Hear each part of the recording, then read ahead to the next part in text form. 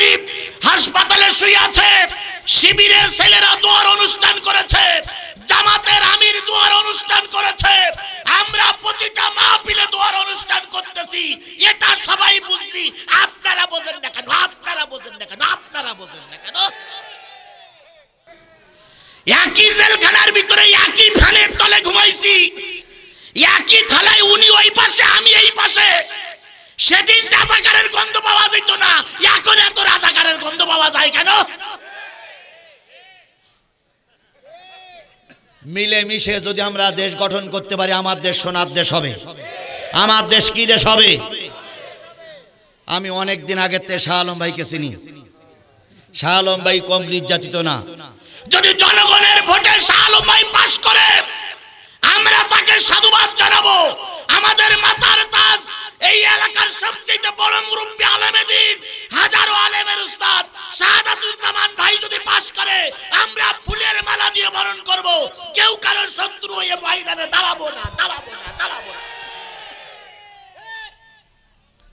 এই শিক্ষা নিয়ে আমাদের চলতে হবে। কথা বলেন, কথা বলেন, কথা বলেন।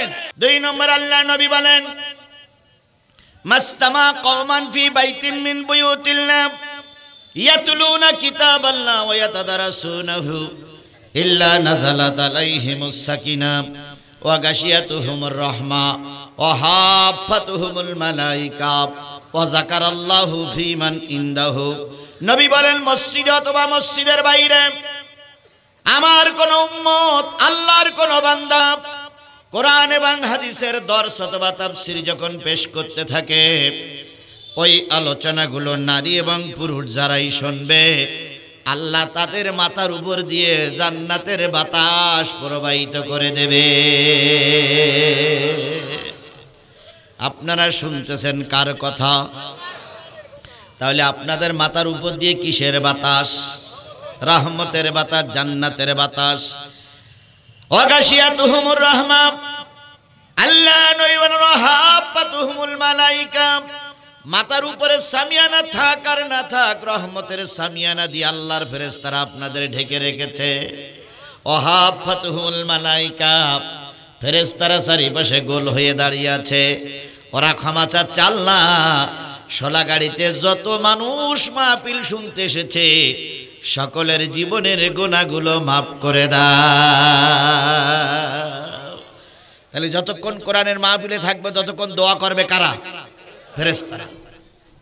ওয়া যাকারাল্লাহু ফীমান ইনদাহু, আল্লাহ তার নিকটতম ফেরেশতাদের ডেকে বলে, ও ফেরেশতারা, শোলাগাড়ি হাফিজি মাদ্রাসার দিকে তাকায় দেখো, আমার এক বান্দা দূর থেকে ছুটে এসে সূরা আল ইমরানের 133, 134 দুইটা আয়াত তেলাওয়াত করেছে। তেলাওয়াতকৃত আয়াতের পরে কথা বলছে। আমার বান্দা বান্দিরা চুপচাপ বসে বসে কোরআন শুনতেছে। তোমরা সাক্ষী থাকো, আখিরি মোনাজাত করে যখন ওরা চলে যাবে, ওদের জীবনে কোনো গুনাহ আর থাকবে না।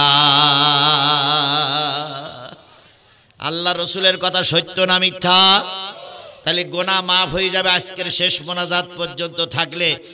1, 2, 3, 4, 5টা লাইন থেকে 5 জন লোক হাত তোলেন তো, হুজুর আমার কোনো গুনাহ নেই।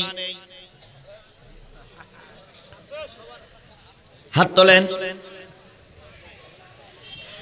আমাদের গুনাহ কিছু লোকের ছিল না আমাদের দেশে, কিন্তু ওনারা আর এখন আমাদের দেশে নাই। ওনারা টোপলা টুপলি বেদিনে চলে গেছে। সুতরাং আমাদের কম বেশি গুনাহ আছে না নাই? তাহলে গুনাহ মাফ করে বাড়ি যেতে হবে। সবাই রাজি? সবাই রাজি? আর গুনাহ যদি না থাকে তাহলে এখনই চলে যান। আছে না গুনাহ? তাহলে আমরা গুনাহ মাফ করে যাব ইনশাআল্লাহ। আল্লাহ আমাদের সবাইকে গুনাহ মাফ করে বাড়ি যাওয়ার তৌফিক দান করুন। এবার আরো সামনে যান, আল্লাহ বলেন, ওয়াকাল আল্লাযীনা কাফারু লা তাসমাউ লিহাযাল কুরআন। কাফেরেরা বলে, এই কোরআনের আলোচনা যেন তোমরা শোনো না। কি বলে? জোরে বলেন, কি বলে? যে এই কোরআনের আলোচনা যেন তোমরা শোনো না। এ জাতীয় কাফের আমাদের দেশে আছে। আরে যারা ছিল তারা তো পালাই গেছে। কাফেরেরা পালাই গেছে, কিন্তু মুনাফিকেরা এখনো পালিয়ে যায়নি। ফেরাউনকে তাড়াইছে কিন্তু নমরুদের বাচ্চারা এখনো বাজার গরম করে বেড়াচ্ছে। যেদিন নমরুদের বাচ্চারা বাংলাদেশ থেকে বিদায় নেবে সেদিন বুঝবো আমরা শান্তি ফিরে পেয়েছি।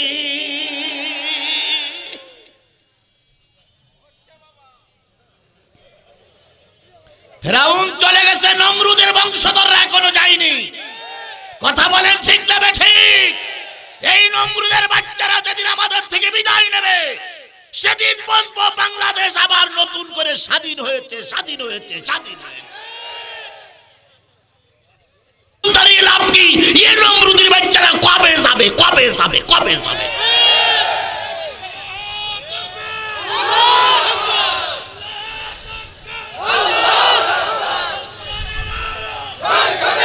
এখনো কিছু কিছু শোনেন, এখনো কিছু কিছু ওই আগের সরকারের দোসররা এখনো আছে। এরাই মাঝে মাঝে উৎপেকে থাকে এবং আমাদের অনেক কাজে বাধা সৃষ্টি করছে। কথা বলেন, কথা বলেন। সুতরাং যারা বলে কোরআন শুনো না এরা কাফের। কথা বলেন ঠিক না ঠিক? এবার কোরআন শুনতে বসে গেছো, হয় মঞ্চে আসো নাই নিচে আসো। মনে করেছিলে সাতক্ষীরার হুজুর কি বা বলবে, এখন যদি কথা বিপক্ষে চলে যায়, কোরআন হাদিসের সঙ্গে যদি তোমার সঙ্গে না মেলে, তাহলে তুমি হট্টগোল বাধাই দাও, মারামারি বাধাই দাও, ঠেঙা ঠেঙি বাধাই দাও। হুজুরির টাইম ছিল 1.5 ঘন্টা, আধা ঘন্টা কমাইয়ে দাও। এগুলো সব কাদের কাজ? মুনাফিক কাফেরের কাজ। এই জাতীয় কাফেরের কাজ আমরা করতে রাজি আছি? জোরে বলেন রাজি আছি? তাহলে রাজি যদি না থাকি তাহলে এবার আমি মূল আলোচনায় চলে যাব। আমার আলোচনা যতক্ষণ শেষ না হবে ততক্ষণ পর্যন্ত ময়দান ছেড়ে কাপুরুষের মতন পালিয়ে যাওয়া যাবে না। আমি জানি শিবগঞ্জের মুসলমানেরা বুক দিতে জানে, পিঠ দিতে জানে না। জালেমেরা যখন বড় জুলুম করেছে তখন শিবগঞ্জের মানুষ ময়দানে ছিল। কথা বলেন, কথা বলেন, কথা বলেন। আমি এখন মূল আলোচনায় যাব। আমারে ফেলাই রেখে কারা কারা চলে যাবেন হাত তোলেন তো।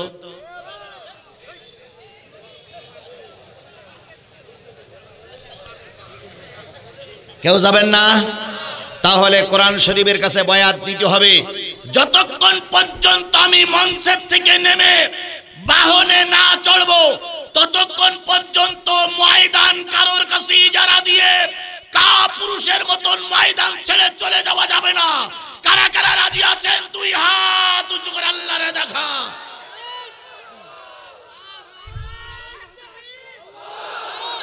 লিল্লাহে তাকবীর, নারায়ে তাকবীর।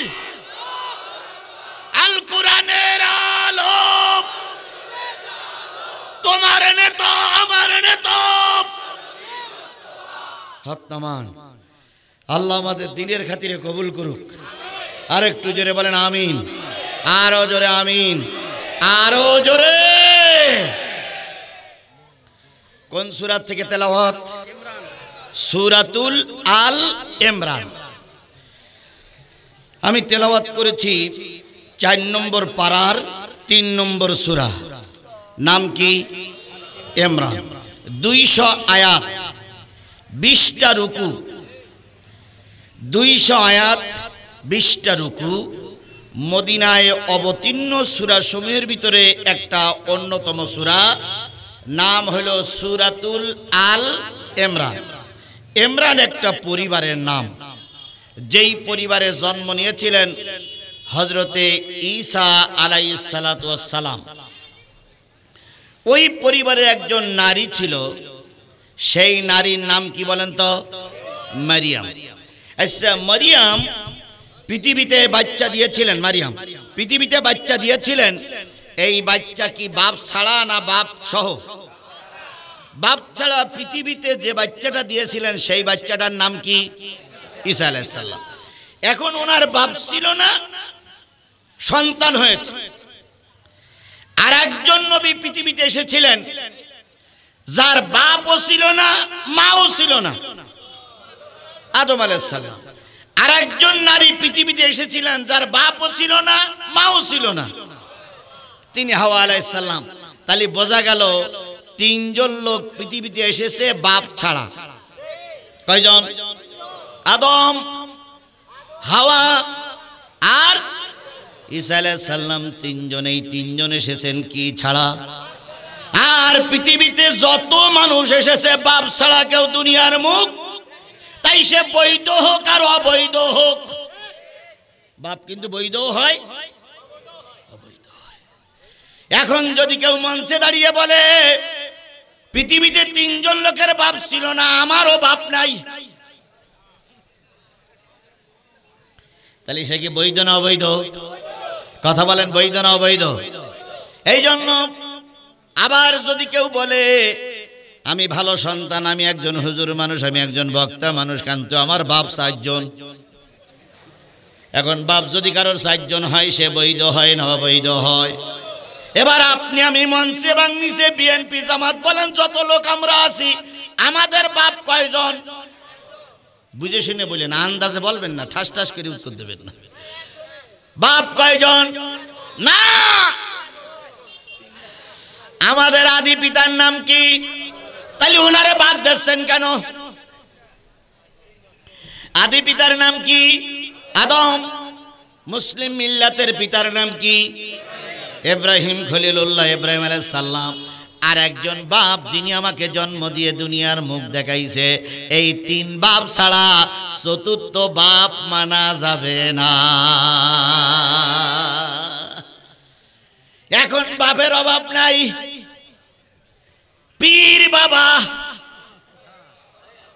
খাজা বাবা, ন্যাংটা বাবা, দয়াল বাবা, জাতির বাবা, কত বাপ আছে না ভাই?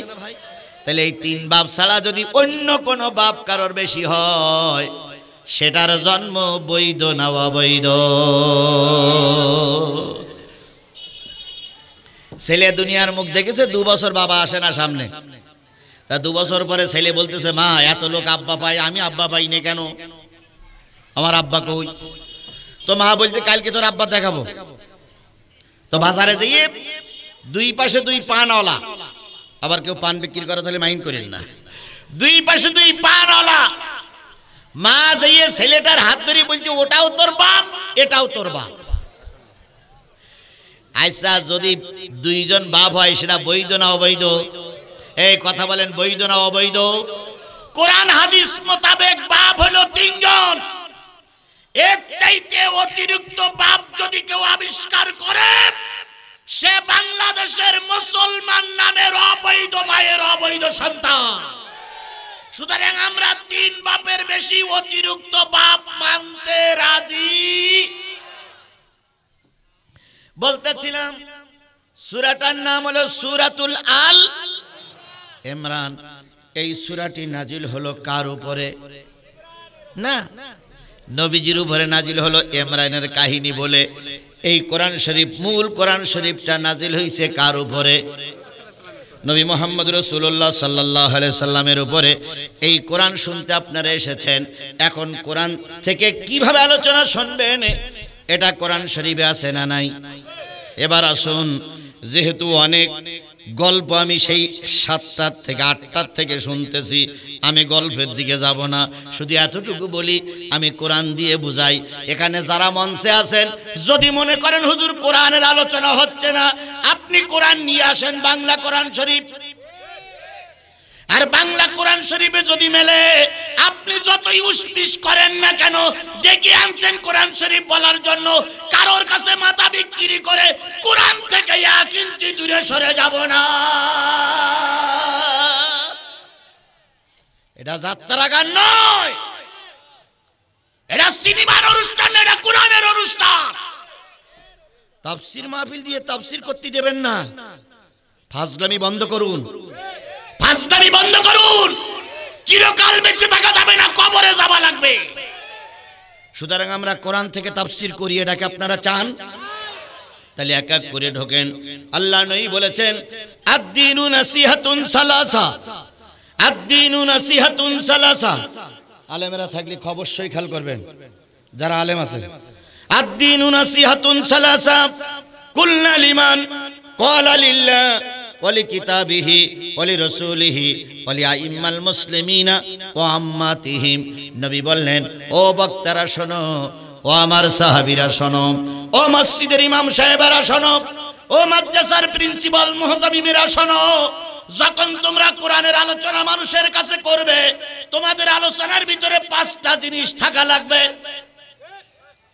কয়টা? তাহলে এটা কিসের মাহফিল? এখানে কয়টা জিনিস থাকা লাগবে? তা না থাকলে এটা কোরআনের মাহফিল হবে না।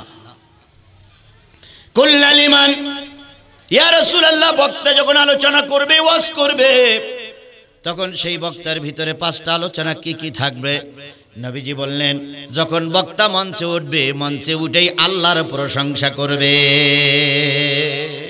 1 নম্বর। 2 নম্বর, বক্তা মঞ্চে উঠেই রাসূলের নামে দুরূদ দিয়ে শুরু করবে। 3 নম্বর, বক্তা মঞ্চে উঠে কোরআন থেকে আলোচনা করবে। তাহলে 1 নম্বর কার কথা? 2 নম্বর, 3 নম্বর কোরআন। তাহলে আমি আল্লাহর প্রশংসা করেছি না করিনি? রাসূলের নামে দুরূদ পড়েছি না পড়িনি? তাহলে এবার আলোচনা করতে হবে কিসের থেকে? কোরআন থেকে। কোন সূরা? সূরা আলে ইমরানের কয়টা আয়াত? 2টা আয়াত বেশি নিয়েছি, এই 2টা আয়াতের আলোচনা করব, যদি এটা তাফসীর মাহফিল হয়। কথা ঠিক? 4 নম্বর আলোচনা হবে, আপনারা এই হাজার হাজার মানুষ এসেছেন, এমনি এমনি নয়, এটা কিছু শোনার জন্য আইছেন না? এই জন্য আপনাদের কিছু শিক্ষা, আপনাদের কিছু উপকারমূলক কথা আমার কোরআন থেকে আপনাদের শোনাতে হবে। 5 নম্বর, মঞ্চে কিছু নেতারা আছে, সে যে দলের নেতা হোক, নেতারা আছে, নেতাদের আগামী দিনে করণীয় কি, এটাও কোরআন হাদিস থেকে আলোচনা করা লাগবে। সেটা রাজনীতি হলেও জিহাদির কিছু আসে যায় না।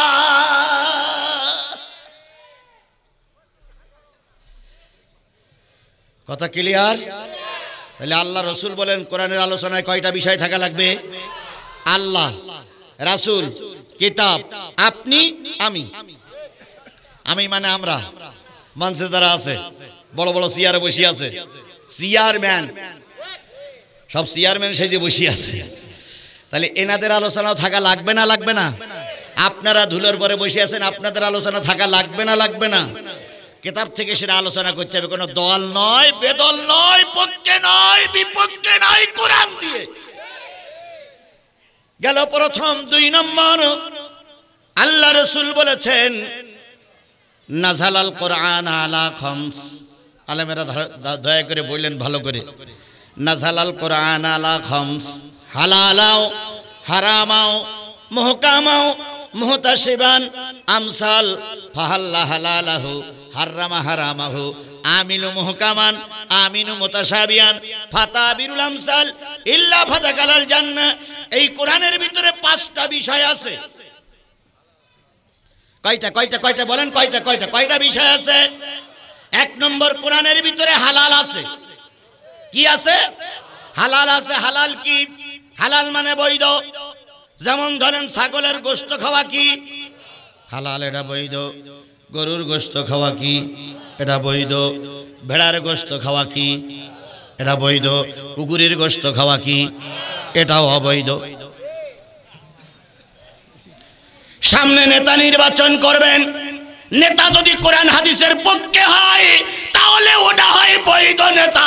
নেতা যদি কোরআন হাদিসের বিপক্ষে যায়, ওটা কুকুর যেমন অবৈধ, নেতাও তেমন অবৈধ। এই হাততালি দেন কে? আবেগ আর ধরে রাখতে হচ্ছে না। এই কথা ক্লিয়ার? কথা ক্লিয়ার? বিগত 17 বছর যত নেতা জন্ম নিয়েছিল বাংলাদেশে, সব কটা ছিল অবৈধ। আমরা আগামীতে আর কোন অবৈধ নেতারে জাতীয় সংসদে পাঠাবো না।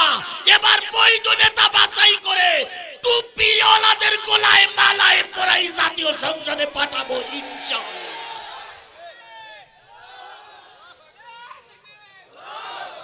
সেই টুপিওয়ালা আমার শাহ আলম ভাইও হতে পারে। এই টুপিওয়ালা শাহ আলম ভাই টুপি মাথাতে আসেনি, এই কথা বলেন, শাহ আলম ভাই টিম হাতে আসেনি, তাহলে শাহ আলম ভাইও তো সেই নেতা হতে পারে। এই কথা বলেন না কেন? আচ্ছা সেটা পরে এত ব্যস্ত হয়েছেন কে? আপনারা আমাকে নতুন করে চিনতেছেন নাকি? এর আগে আমরা চেনেন না আপনারা? আওয়ামী লীগের পুলিশ চারিদিক থেকে ঘিরে রেখেছিল, তবু আমার জবান বন্ধ করতে পারিনি। প্রয়োজনে পোশাক পাল্টিয়ে চলে গেছি, তবুও মাহফিল বন্ধ হয়নি। আর এখন তো বন্ধ করতে আসলি সেটারে মোটা ঠ্যাঙ্গের গিরে ছাড়াই ফেলবো সেটারে।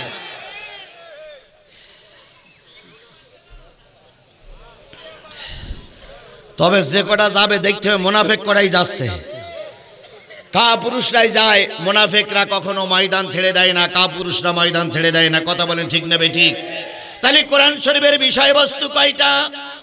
একটা হলো হালাল, 2 নম্বর হলো হারাম, 3 নম্বর হলো মুহকাম। মুহকাম মানে হুকুম। وكتبنا عليهم فيها أن النفس بالنفس والعين بالعين والأنف بالأنف والأذن بالأذن والسن بالسن والجروح قصاص فمن تصدق به فهو كفارة له। আল্লাহ রাব্বুল আলামিন বলেন, এই কোরআন আমি ফরজ করে দিলাম, হত্যার বিনিময়ে হত্যা করো। কে বলেছেন? আরো জোরে বলেন। তাহলে হত্যার বিনিময়ে হত্যা করা আল্লাহর নির্দেশ হয়। যদি শেখ হাসিনার ফাঁসি হয়েছে, ওটা সালাউদ্দিন কাদের চৌধুরীর ফাঁসির বদলে ফাঁসি।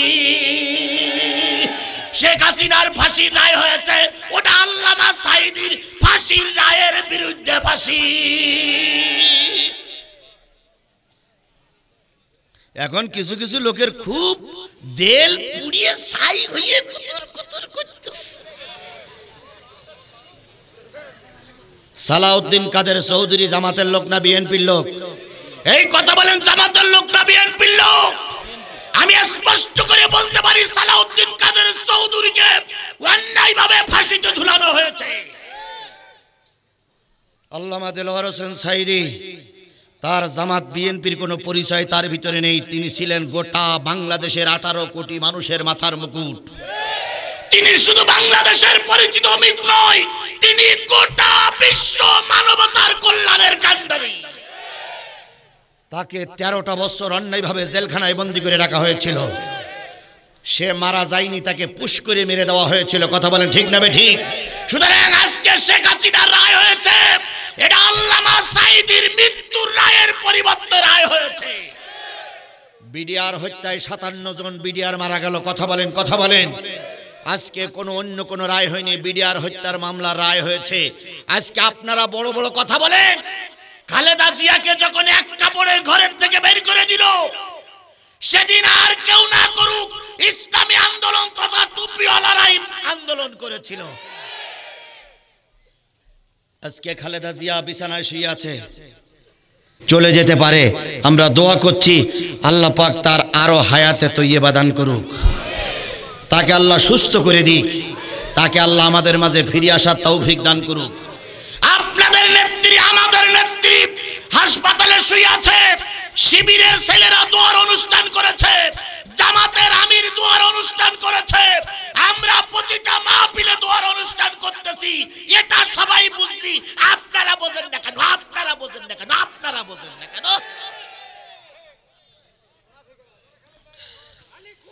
ভাই, কাউকে ডাইরেক্ট করে কোনো কথা না বলি, কোনো স্লোগান কোনো দলের পক্ষে হবে না, যা হবে কোরআন হাদিসের পক্ষে হবে।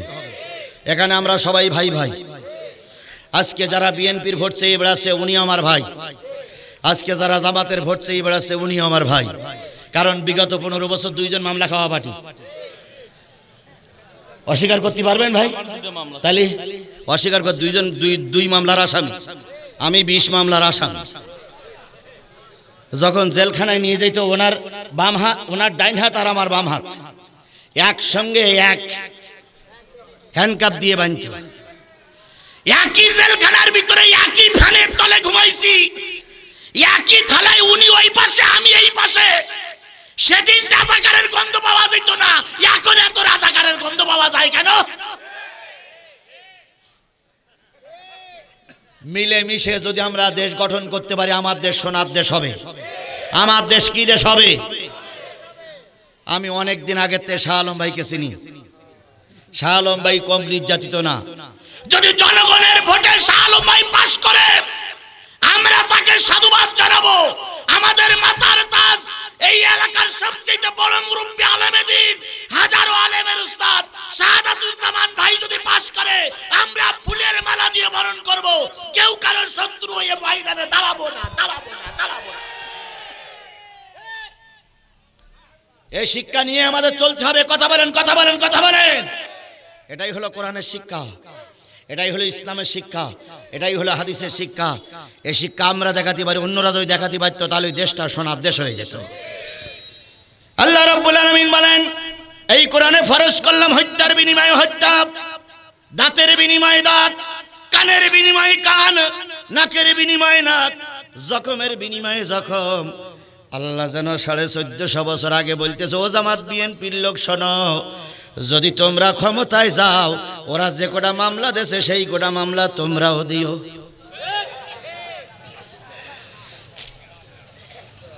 তবে দুই পার্টির পক্ষ থেকে ঘোষণা আসছে, বিএনপি এবং জামাতের পক্ষ থেকে ঘোষণা আসছে, আমরা প্রতিশোধে বিশ্বাস করি না। আজকে যারা আওয়ামী লীগের ভাইরা আছেন, কি জ্বালান আপনারা আমাদের জ্বালাইছেন, একটু হিসেব করে দেখেন তো দুলা ভাই। এই কথা বাড়াই বলতি না ঠিক বলতি বলে? ওরা যে জ্বালান জ্বালাইছে, ওর যদি 4 ভাগের 1 ভাগও জ্বালান আমরা জ্বালাতাম, একটাও বোর পাশে সুতি পেতে না। জঙ্গলে জঙ্গলে ঘুরতে হইতো। কথা বলেন, কথা বলেন, কথা বলেন। কিন্তু ইসলাম এবং বিএনপি এবং জামাত প্রতিশোধে বিশ্বাস করে। সবাই যদি জেল কাটে, সবাই যদি কাল্লা আলাদা করি, তাহলে দেশে ভোট যাবো কার কাছে? এই জন্য আমরা ক্ষমা করে দিছি। তবে একটা জিনিস মনে রাখেন, বড় বড় রাগব বলগুলো ক্ষমা পাবে না। যার স্পেশাল ব্যাংকের ভিতরে 832 ভরি সোনা পাওয়া যায়, ওরে যদি ক্ষমা করে দেওয়া হয়, তাহলে শয়তান দাঁত কেলাই হাসবে, শয়তান হাসবে, শয়তান হাসবে, শয়তান হাসবে। আজকে আরেকটা রায় হয়েছে 17 বছর। আজকে আরেকটা রায় হয়েছে 17 বছর, সেলির হয়েছে 7 বছর। এইরকম মামলা শুধু আসবে আর রায় শুধু হবে, মামলা শুধু আসবে আর রায় হবে। রায় শুনতে শুনতে কখন পটল তলবে আল্লাহই ভালো জানে। তাহলে এই কোরআনে বলা হলো, যেটা তারা করেছে তার বিনিময়ে একটা করে, এটা হলো হুকুম। নামাজ পড়া কারো হুকুম, রোজা রাখা কারো হুকুম, হজ করা কারো হুকুম, স্ত্রী পর্দায় রাখা কারো হুকুম, মেয়ে বড় হয়ে গেছে পর্দায় থাকা কারো হুকুম।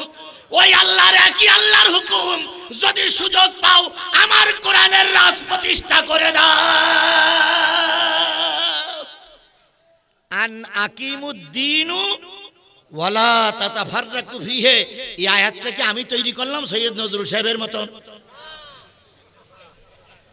জাতির চাচা মাঝে মাঝে পাগলামি করে আয়াত তৈরি করে ফেলে। কথা বলেন, কথা বলেন। আচ্ছা, আন আকিমুদ্দিন ওয়ালা তাতাফাররাকু ফিহি, এটা কি আমি আয়াত তৈরি করেছি না কোরআনে আছে? তাহলে আল্লাহ বলতেছে, যখনই সুযোগ পাবা তখনই আল্লাহর দ্বীন কায়েম করবা। 54 বছর পরে আমি যেন আমার 2 চোখ না 3 চোখ দিয়ে দেখতেছি, আগামী দিনে কোরআন প্রতিষ্ঠার একটা পরিবেশ বাংলাদেশে তৈরি হয়ে গেছে। যদি আমরা এই সুযোগটা কাজে লাগিয়ে কোরআন প্রতিষ্ঠা করতে না পারি, 100 বছর কিন্তু মারি খাওয়া লাগবে জাতি, 100 বছর মারি খাওয়া লাগবে। আমি শাহ আলম ভাইয়ের একটুখানি কথা শুনতেছিলাম, দূরে ছিলাম তো, উনি বলেছেন যদি বিএনপি ক্ষমতায় যায় তাহলে জামাত হবে বিরোধী দল। তাই বলিস তো নাকি? আমি বলো ওই দূরে বসে এরকম একটা শুনলাম, যদি বিএনপি ক্ষমতায় যায় জামাত হবে, আর যদি জামাত ক্ষমতায় যায় বিরোধী দল হবে বিএনপি। এই ছাড়া তার আর কারণ নেই। তাহলে এখন যে যায় যাক, 2জন তো থাকবে পাশাপাশি, 2জন থাকবে পাশাপাশি না? আমরা এই মিলটা মৃত্যুর আগ পর্যন্ত চাই, মৃত্যুর আগ পর্যন্ত চাই, মৃত্যুর আগ পর্যন্ত চাই। তাহলে আল্লাহ রাব্বুল আলামিনের নবী বলেন, কোরআনের বিষয়বস্তু কয়টা? হালাল, হারাম, মুহকাম, মুতাশাবিহা, মুতাশাবিহা মানে সন্দেহযুক্ত আয়াত, যে আয়াতের অর্থ কেউ জানে না, যেমন আলিফ লাম মিম, ইয়াসিন, কাফ হা ইয়া আইন সাদ, তাহা, এগুলোর অর্থ পৃথিবীর কেউ জানে না। এগুলো শুধু ঈমান আনো, ঘাটাঘাটি করো না। এরপরে হলো মেসাল। মেসাল মানে কি? এই কথা বলেন, মেসাল মানে কি? উদাহরণ বা কাহিনী। যেখানেই ফেরাউনের উদাহরণ আছে সেখানেই মুসা আশপাশেই আছে। যেখানে ইব্রাহিমের কথা আলোচনা আছে আশপাশে কে আছে? নমরুদ আছে। যেখানে আবু জেহেল আছে আশপাশে মুহাম্মদ আছে। কথা বলেন ঠিক না ঠিক? যেখানে আবু লাহাব আছে সেখানেই মুহাম্মদ আছে। আজকেও যেখানে কোরআনের আলোচনা চলবে সেখানে আবু জেহেলের চামচারা দুটো সাইডে থাকবে। বুঝবেন কি করে? ওয়াইজা তুতলা আলাইহিম আয়াতুনা বাইয়িনাতিন তারিফু বিউজুহিল লাযিনা কাফারুল মুনকার। আল্লাহ বলতেছে কোরআন হাদিসের আলোচনা যখন হবে তখন ওই মজলিসে যারা কাফের মুশরিক বেঈমান আছে দেখবা তাদের মুখগুলো কালো হয়ে হনুমানের মতন হুক। এইবার একটু বিলাই নিয়ে তাহলে যেখানে কোরআনের আলোচনা হবে সেখানে কোরআন বিরোধী আলোচনা হবে না। কোরআন বিরোধী, কোরআন বন্ধ করার জন্য কিছু লোক থাকলে থাকতে, তবে আল্লাহর শুকরিয়া শিবগঞ্জে ও জাতের লোক নাই। এবার আসুন, তাহলে বক্তারা কয়টা বিষয়ের উপরে কথা বলবে? কোরআন শরীফের বিষয়বস্তু কয়টা? এবার কোরআন নাজিল হয়েছে কাদের জন্য? মানুষের জন্য। হুদাল লিন্নাস। আপনারা মানুষ তো, আমরা মানুষ তো, যারা হিন্দু তারাও তো মানুষ, সবাই মানুষ না ভাই? তাহলে আমাদের জন্য কোরআন নাজিল হয়েছে। কোরআন আপনার কাছে দাবি করতেছে 5টা 6টা। কোরআন আপনার কাছে দাবি করে কয়টা? আরো জোরে বলেন, কোরআন আপনার কাছে দাবি করে কয়টা? সেটা বিএনপি হোক, জামাত হোক, জাতীয় পার্টি হোক, আওয়ামী লীগ হোক, হিন্দু হোক, বৌদ্ধ হোক, খ্রিস্টান হোক, আপনি যদি মানুষ হন কোরআন আপনার কাছে দাবি করে কয়টা? তাহলে কোরআনের দাবি কি আপনি রাখবেন? যদি নাই রাখবেন তা তাফসীর মাহফিল দিয়েছেন কেন? যদি নাই রাখবেন তা আপনি কোরআনের মাহফিলে এসেছেন কেন? যদি নাই রাখবেন তো কষ্ট করে বসে আছেন কেন? তাহলে আমরা যত কষ্ট কোরআনের দাবি রাখবো ইনশাআল্লাহ। কোরআনের প্রথম দাবি হলো আমাকে পড়ো। কোরআনের প্রথম দাবি কি? ইকরা, ইকরা, ইকরা। বলুন তো হেফজখানায় কি পড়ানো হয়? তাহলে কোরআনের প্রথম দাবিটা হেফজখানায় করা হচ্ছে, হচ্ছে না? এই দুইজন ব্যক্তি উঠলেন কেন? এরা হাত তোলেনি। জানেন যে জিহাদির মাহফিলে একবার বসলে ওঠা যায় না, তাহলে বসেন কেন জন্য?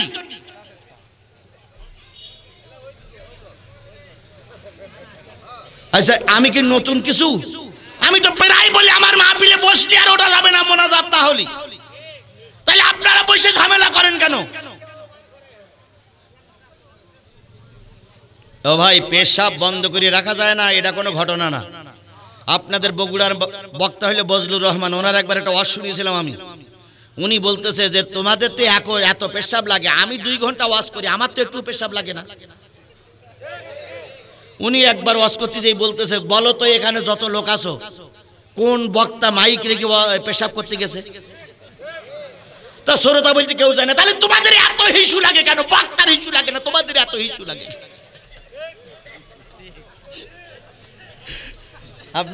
আপনাদের বগুড়ার বক্তা আমাদের মাথার বুকুট, উনি আমাদের মাথার তাস, উনি আমারও মুরব্বী আপনাদেরও মুরব্বী। কথা বলেন, ওনার খেদমত আল্লাহ কবুল করুক। ওনার ভিতরে আমি একটা জিনিস দেখেছি, ওনার অন্তত আজ যাই থাক অহংকার নাই। উনি ছোট বক্তাদেরও আদর করে, বড় বক্তাদেরও আদর করে, সব বক্তাদের কোলে তুলে নেওয়ার জন্য চেষ্টা করে। উনি সব বক্তাদের প্রশংসা করে, কোনো বক্তাদের সমালোচনা করে না। এ গুণটা অন্তত বগুড়ার এই বক্তার ভিতরে আছে। আল্লাহ ওনার পর রহমত করুক, ওনাকে সুস্থ রাখুক, ওনাকে দীর্ঘজীবী করুক, ওনাকে সমাজে আরো ভালো ভালো কথা বলার তৌফিক দান করুক। কথা প্রসঙ্গে আসলে বলে একটু খাস দোয়া করে দিলাম। তাহলে যে জিনিসটা বুঝাতে চাচ্ছিলাম সেটা হলো কোরআনের দাবি কয়টা? 1 নম্বর আমাকে পড়ো, 2 নম্বর শুধু পড়লি হবে না, বুঝে বুঝে পড়ো, তিন নম্বর শুধু বুঝে পড়লে হবে না, যতটুকু বুঝেছো ততটুকু আমল করো। চার নম্বর শুধু আমল করলে হবে না, নিজে বাঁচলে হবে না, অন্যকে জাহান্নামের আগুনতে বাঁচাও, জাহান্নামের আগুনতে বাঁচাই তার জান্নাতের পথ দেখা। আমাদের মৌলবীদের বিরুদ্ধে একটা প্রচার সব জায়গায় শুনতেছি, হুজুররা নাকি জান্নাতের টিকিট বিক্রি করে। এরকম একটা কথা শুনতেছি না? এরকম একটা কথা সব জায়গায় আমরা শুনতেছি না? আমি ওই ভাইদের কাছে চ্যালেঞ্জ করলাম, কোরআন শরীফ বুকে রেখে একটা বক্তার বক্তৃতা আমারে শুনান যে ওই বক্তা ওই হুজুর বলেছে যে আমার দল করলে জান্নাতে যাওয়া যাবে। একটা লোকের কথা শুনান, একটা লোকের কথা শুনান, একটা লোকের কথা শুনান। কোন হুজুর জান্নাতের টিকিট বিক্রি করার অধিকার রাখে না। আমরা জান্নাতের টিকিট বিক্রি করি না ভাই, তবে আমরা জান্নাতের পথ দেখাই। আমরা কি দেখাই? কোরআন হাদিস মেনে চলো, জান্নাত তোমার জন্য অপেক্ষা করছে। কিন্তু আমার দল করলে জান্নাত পাওয়া যাবে, এ কথা যদি কেউ বলে থাকে ওটা হুজুর নামের কলঙ্ক, হুজুর নামের কলঙ্ক, হুজুর নামের কলঙ্ক। জান্নাত কি তোমার মামুর বাড়ির ডাইলে যে 2 চামচ বিক্রি করে 50 টাকা নিয়ে যাবা? পাম্পট্টি দিতে আর পয়সা লাগে না। তবে হ্যাঁ, 2-1 সাধারণত টুপিওয়ালা মৌলবী থাকতে পারে, সাধারণত টুপিওয়ালা মৌলবী থাকতে পারে। সে হয়তো কথার পিঠে কথাটা বলিছে, ভালো কথা ধরে না, ওইটাই ধরে রেখেছে, ওইটাই ধরে রেখেছে। ও ভাই, এরকম কিছু কাট্টা মূর্খ থাকে না ভাই? হয়তো আবেগে বলি ফেলে যে আমার দল করলে জান্নাতে যাওয়া যাবে। তোমার দল করলে তুমি কি জান্নাতের টিকিট নিয়ে আইছাও না দুনিয়ায় যে তুমি টিকিট বিক্রি করবা? সুতরাং আমরা জান্নাতের টিকিট বিক্রি করি না, আমরা জান্নাতের কি দেখাই? আরো জোরে বলেন, কি দেখাই? কোরআন হাদিস মেনে চলো, জান্নাত যাওয়া যাবে। কিন্তু আজকে আমার পকেটে 200 টাকা দিলে জান্নাত যাওয়া যাবে, এ কথাটা ভুল, ভুল, ভুল। সরমনায় হাত পাকায় বাতাস খাও আর মসজিদে জিকির করো, সুদীর কারবার ছেড়ে দিতে পারোনি, তুমি কি করে জান্নাতে যাবা? বিরাট চরমনার হুজুর, মাথায় বিরাট পাগড়ি, এখনো ঘুষির টাকা বন্ধ হয়নি। জামাতের আমির, জামাতের রকন, জামাতের সভাপতি, এখনো মিথ্যা কথা বলা বন্ধ হয়নি। জান্নাত পাওয়া যাবে না, পাওয়া যাবে না, পাওয়া যাবে না। তাহলে তুমি নিজেই জাহান্নামী, তুমি জান্নাতের টিকিট বিক্রি করবা কি করে? সুতরাং খোদার কসম, খোদার কসম, খোদার কসম, আমরা জান্নাতের টিকিট বিক্রি করি না। উল্টো পাল্টা কথা বলে যদি কাউকে ছোট করতে চান, কিয়ামতের দিন আল্লাহর দরবারে আপনার হিসাব দেওয়া লাগবে। আপনিও রোজ মাহশরের ময়দানে উঠবেন, আর আমি আজিজুল ইসলাম জিয়াদি, আমিও রোজ মাহশরের ময়দানে উঠবো। যদি ইচ্ছা করে আপনি আমার বিরুদ্ধে কোনো কথা বলে আমাকে ছোট করে থাকেন, কিয়ামতের দিন আল্লাহর আদালতে আপনারও বিচার হবে, আমারও বিচার হবে, আপনারও বিচার হবে, আমারও বিচার হবে, আপনারও বিচার হবে, আমারও বিচার হবে। আল্লাহ চলবে, চলবে, চলবে। বেশি আছেন তো আপনারা? বুকে হাত দিয়ে দেখেন তো, বেশি আছেন না মারা গেছেন? মাশাআল্লাহ, আল্লাহ আমাদের সবাই জন্য সহায় হোক। তাহলে যে জিনিসটা বলছিলাম, কোরআনের দাবি কয়টা? তার ভিতরে 4 নম্বর দাবি, তুমি শুধু নিজে জাহান্নাম থেকে বাঁচলে হবে না, আর একজনকে জাহান্নাম থেকে। আমি জান্নাতের টিকিট বিক্রি করি না ভাই, আমি জান্নাতের পথ দেখাই। আমি মাঝে মাঝে বলি, জান্নাতে আমি একা যাব না তো ভাই। কথা বলেন না কেন? জান্নাতে আমি একা যাব না তো ভাই, তোমাকেও জান্নাতে নিয়ে যেতে চাই। এই জন্য কোরআনের দাবি, তুমি বুঝেছো তুমি নামাজি, তুমি বুঝেছো তুমি দিনদার, তুমি বুঝেছো তুমি টুপিওয়ালা, তুমি বুঝেছো তুমি পাগড়িওয়ালা, তুমি বুঝেছো দিন কায়েমের পক্ষের লোক, আর একজনকে দিন কায়েমের পক্ষে আনার জন্য দাওয়াতি কাজ করো। ওয়ামান আহসানু কাওলাম মিম্মান দাআ ইলাল্লাহ ওয়া আমিলা সালিহা ওয়া ক্বালা ইন্নানী মিনাল মুসলিমিন। এবার আগে লোক কম ছিল, এখন লোক কি হয়েছে? বেশি হয়েছে। এখন তাকবীর ধরে দিলি শুধু টুপিওয়ালা আর টুপিওয়ালা, এখন টুপিওয়ালার অভাব নাই। প্রায় ফেসবুক খুললে, প্রায় পত্রিকা খুললে দেখা যায় ওখান থেকে 200 যোগ দিয়েছে, ওখান থেকে 2000 টুপিওয়ালার দলে যোগ দিয়েছে। তাহলে এখন টুপিওয়ালার দলের লোক দিন দিন কি হচ্ছে? এই কথা কি বাড়াই বলতেছি নাকি? টুপিওয়ালার দল এখান থেকে 20 বছর আগের টুপিওয়ালার আর 20 বছর পরের টুপিওয়ালারা কি এক? কিছু লোক কয় 6% ছিল, ওরে ভাইরে কয় পার্সেন্ট হইছে? বগলের তলায় যদি চুল উঠে থাকে বগল উঁচু করে দেখো, কয় পার্সেন্ট কোরআনের সৈনিক বেড়েছে? তারা জ্বলন্ত প্রমাণ ঢাকা বিশ্ববিদ্যালয়, জ্বলন্ত প্রমাণ জাহাঙ্গীরনগর বিশ্ববিদ্যালয়, জ্বলন্ত প্রমাণ চট্টগ্রাম বিশ্ববিদ্যালয়। গোটা বিশ্ববিদ্যালয়ে কোরআনের পতাকা উড়েছে। আশা করা যায় আগামী দিনেও বাংলাদেশে কোরআনের পতাকা উড়বে।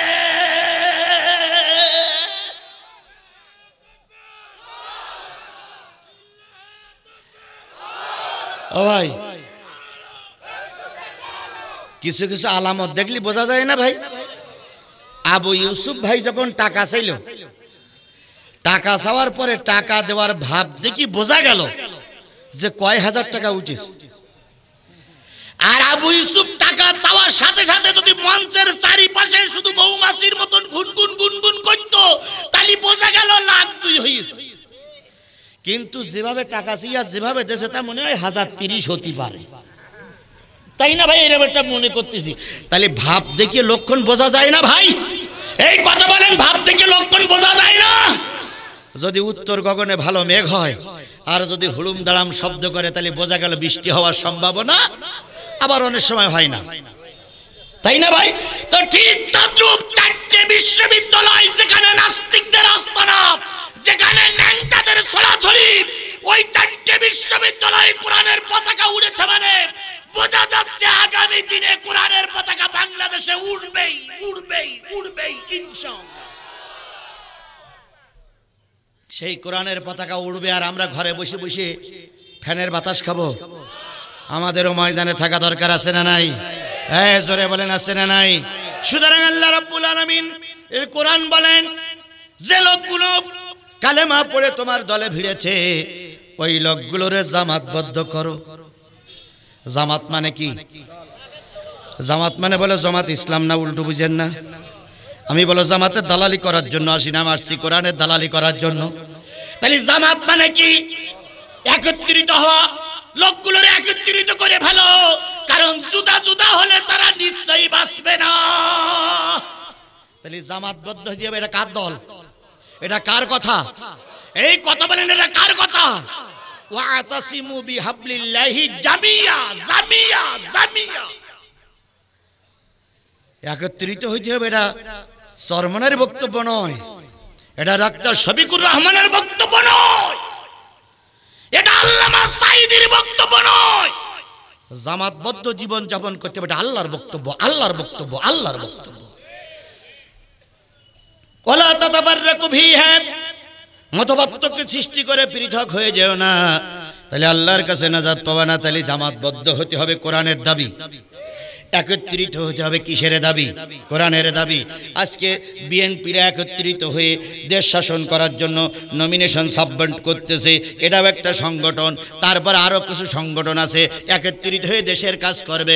একত্রিত হওয়ার নাম আরবিতে বলা হয় জামাত, আরবিতে বলা হয় জামাত, আরবিতে বলা হয় জামাত। এর মানে জামাত ইসলাম না। আজান শোনার পরে 50 জন একসঙ্গে নামাজ পড়ি, সব কি জামাত ইসলাম? 50 জন বিভিন্ন দলের লোক নামাজ পড়ি, তাই ওই ওই ওই ওই ওই নামাজ পড়াটারে কি বলে? জামাত। তাহলে মানে জামাত মানে কি? একত্রিত হওয়া। মসজিদে জামাত চলছে, আপনি যদি জামাতে নামাজ না পড়ি একা একা পড়েন, নামাজ হবে? এই কথা বলেন, নামাজ হবে? তাহলে আল্লাহ বললো জামাতবদ্ধ হও। তুমি যদি কোরআনের জামাত থেকে দূরে সরে যাও, তোমার নামাজ, তোমার রোজা, তোমার হজ, তোমার দান সাদকা, তোমার বাবুগিরি, তোমার ভোটগিরি কোনোটাই আল্লাহর কাছে কবুল হবে না। এরপরেও কিছু লোক বলে হুজুর বুঝলাম না, তাহলে তোমারা ছেলে মেয়েও হবে না।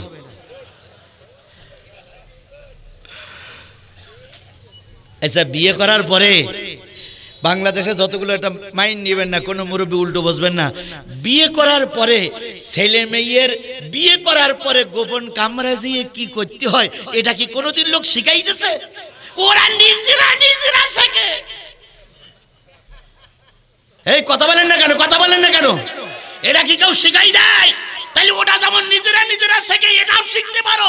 আর আল্লাহ বললো জামাতবদ্ধ হয়ে দিন কায়েম করো, ওটা শেখো না, তাহলে তোমার বিয়ে করতে হবে না, তোমার বাসা কাছাও হবে না।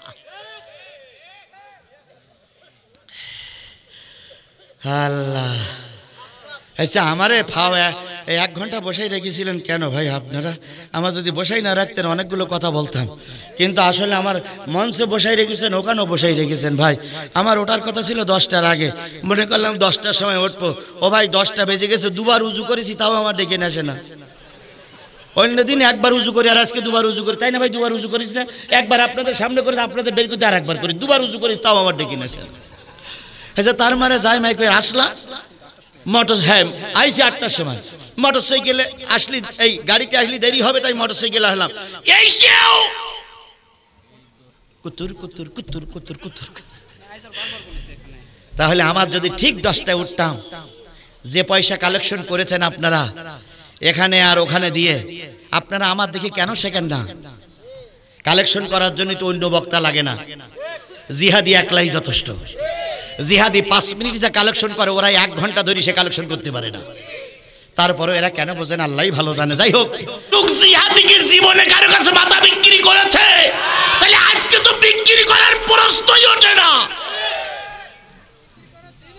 বিক্রি করার দিনও নয়। জি আসলে এসব লোক আমার আগের থেকে চেনে, আমিও আপনাদের চিনি, সুবহানাল্লাহ। তাহলে 5 নম্বর দাবি কি বদ্ধ হও, এই কথা বলেন কি বদ্ধ হও? কার দাবি? বিএনপির দাবি, জামাতের দাবি, চরমনার দাবি, কার দাবি?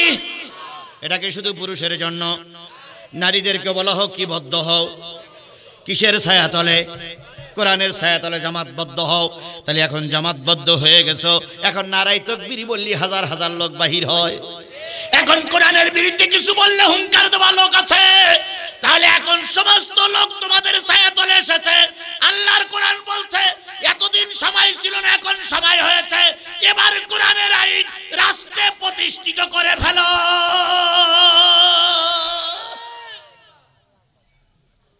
কার দাবি? কোরআনের দাবি। কার দাবি? জোর হলো না, আরো জোরে। তাহলে কোরআনের 6 নম্বর দাবি হলো আমার হুকুম প্রতিষ্ঠা করে ফেলো। তাহলে 5টা বিধান আমরা চালু করেছি, 5টা বিধান আমাদের কাছে এসেছে। এখন একটা বিধান বাকি আছে, কোরআনের আইন। কয়টা বিধান বাকি আছে? কোরআনের আইন বাকি আছে।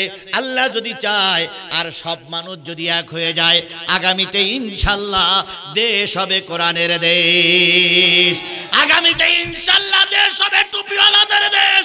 আগামীতে দেশ হবে দ্বীনের পক্ষের শক্তির দেশ।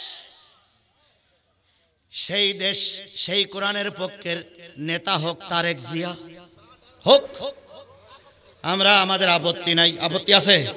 তারেক জিয়া যদি কোরআন পরিচালিত দেশ হয় আর তারেক জিয়া যদি সেই দেশ পরিচালনা করে, আমরা স্যালুট জানাবো। ইদানিং কিছুদিন আগে আমাদের একজন ভাই বলেছে তারেক জিয়া হলো জাতীয় ইমাম। তাই বলেছে না ভাই?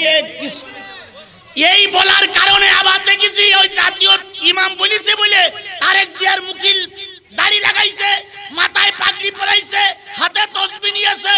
এগুলো একটা জাতীয় নেতার উপরে অপমান সূচক আলোচনা। এগুলো বন্ধ করুন, বন্ধ করুন, বন্ধ করুন। এই সমস্ত কথা আমরা কেউ বলবো না, আর ওর পরে আমরা কেউ রং ঢং লাগাবো না। কথা বলেন, কথা বলেন, কথা বলেন। আল্লাহ আমাদের এর থেকে বেরিয়ে আসার তৌফিক দান করুক। আচ্ছা বলুন, বাংলাদেশ জাতীয়তাবাদী দল একটা প্রতিষ্ঠিত অনেক পুরাতন দল। আমি যে কতবার শহীদ প্রেসিডেন্ট জিয়াউর রহমানের জন্য অন্তর খুলে দোয়া করেছি তার কোনো ঠিক নাই। আমি শহীদ প্রেসিডেন্ট জিয়াউর রহমানকে ভালোবাসি, কারণ তখন আমি ছাত্র, যখন তাকে মেরে দেওয়া হলো তখন তার জন্য বহুত মানুষ আত্মহত্যা করেছিল, নিজের জীবন বিসর্জন দিয়েছিল। জিয়াকে মানুষ এত ভালোবাসত। সেই শহীদ প্রেসিডেন্ট জিয়াউর রহমান সম্পর্কে যখন বাজে কোনো কথা হয় তখন আমার দিলেও খারাপ লাগে। কেন আমরা একজন আরেকজনের বিরুদ্ধে কাদা ছড়াছড়ি করব? এতদিন অন্যান্য দল চালিয়েছে, দেশের উন্নয়ন হয়েছে।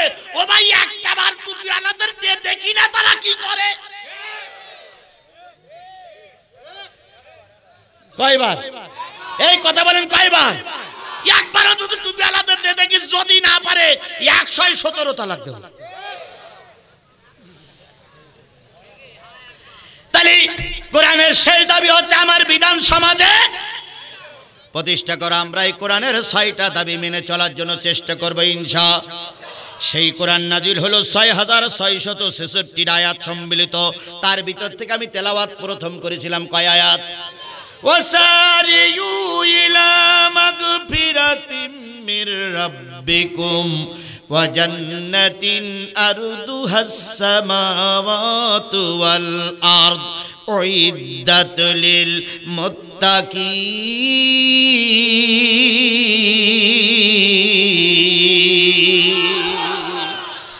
আল্লাহ রাব্বুল আলামিন বলতেছো, যে যে দলের লোক হও, তোমার দিলে যদি কালেমা থাকে, তুমি যদি মুসলমানের নাম নিয়ে থাকো, তোমার বাবা যদি আর মা যদি মুসলমান হয়, তোমার যদি কালেমা পড়ি তোমার বাপের আর মার বিয়ে হয়ে থাকে, তুমি যদি চামড়া কেটে বাদ দিয়ে নামের পরে তুমি মুহাম্মদ লিখে থাকো, তাহলে আমি আল্লাহ বলতেছি শোনো, দৌড়াও সেই রবের ক্ষমার দিকে আর সেই জান্নাতের দিকে, যেই জান্নাতের শূন্য জায়গা পূর্ণ করে দাঁড়িয়ে আছে মুত্তাকিদের জন্য। তাহলে মুত্তাকিদের আল্লাহ পাক কোথায় যেতে বলছে? আরো জোরে বলেন, কোথায় যেতে বলছে? শুধু জান্নাত নয়, আল্লাহর ক্ষমার দিকে যেতে বলছে। তাহলে মুত্তাকি মানে ভয় করা, মুত্তাকি মানে তাকওয়া অবলম্বন করা, মুত্তাকি মানে বেঁচে চলা, মুত্তাকি মানে হারাম হালাল বুঝে চলা, মুত্তাকি মানে কোরআনের পক্ষে থাকা। তাহলে আল্লাহ বললেন তোমরা সবাই দৌড়াও কোন দিকে? জান্নাতের দিকে, রবের ক্ষমার দিকে। কারণ এই জান্নাত তৈরি করা হয়েছে মুত্তাকিদের জন্য। এখানে কোনো দলের কথা বলিনি, আল্লাহ বলছে এই জান্নাত হলো মুত্তাকিদের জান্নাত। সেই জান্নাতে আমরা যেতে চাই। এই কথা বলেন, যেতে চাই। আরো জোরে বলেন, যেতে চাই। ভাই আমি যদি 12টাও পর্যন্ত বলি তাহলে আর 15 মিনিট আমি বলি ভাই, আমি বলি আজকে যে কথাগুলো সব শেষ হবে না, সেই কথাগুলো আমি বলবো 5 গ্রাম মিরিদাপাড়া জামে মসজিদে। চেনেন আপনারা 5 গ্রাম পুনট? চেনেন তো ভাই? আমি বলে উঠতে বলি না, ওই যে মুরব্বি উঠলো কেন? মুরব্বি বসেন বসেন। আল্লাহ 10ই ডিসেম্বর পুনট 5 গ্রাম মিরিদাপাড়া, ওখানে আমি কথা বলবো ইনশাআল্লাহ। আমি ইতিমধ্যে 4টে জায়গায় কথা বলেছি এই থানার ভিতরে। একটা বলেছিলাম সূরা তাওবার 24 নম্বর আয়াত, আরেকটা বলেছি সূরা আহজাব 66, 67, 68, 69, 70 নম্বর আয়াত, আরেকটা বলেছি সূরা হজ 71, 72। আজকে কোন সূরা থেকে আলোচনা করছি? আল ইমরান।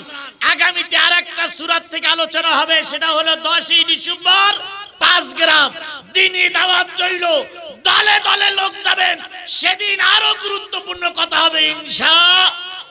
তবে আজকে বাধাই রাখবো না, কারণ আজকের আলোচনা ওই দিন আর হবে না। এই জন্য কোনো লোক উঠবেন না, দয়া করে আমার আলোচনাটা শেষ করতে দেন, শেষ করতে দেন, শেষ করতে দেন। আল্লাহ রাব্বুল আলামিন বলতেছে ওই জান্নাত তৈরি করে রেখেছি কাদের জন্য? এই শোনেন ভাই, শোনেন, আমার কিন্তু যার নিচে নেমে আসতে হয় না। এই লোকগুলো হাত তোলেনি।